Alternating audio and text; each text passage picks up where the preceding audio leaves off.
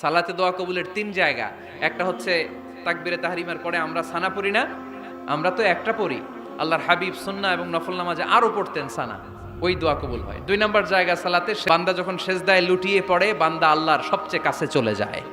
দেখা যায় সেজদাটা মসজিদের কার্পেটে পড়েছে, দেখা যায় কপালটা জায়নামাজের উপরে পড়েছে, দেখা যায় সেজদাটা আমার কপালটা মসজিদের টাইলসে পড়েছে, কিন্তু বিশ্বনবী বলে টাইলসের উপরে না, জায়নামাজে না, তোমার সেজদাটা তোমার রবের কুদরতি পায়ের উপরে পড়েছে।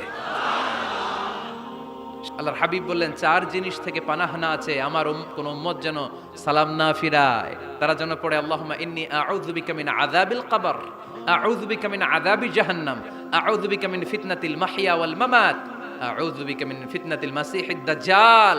আল্লাহ কবরের আযাব থেকে বাঁচাও, আল্লাহ জাহান্নামের আগুন থেকে বাঁচাও, আল্লাহ জীবন মরণের ফিতনা থেকে বাঁচাও, আল্লাহ দাজ্জালের ফিতনা থেকে বাঁচাও। চিল্লায়ে পড়েন আমিন।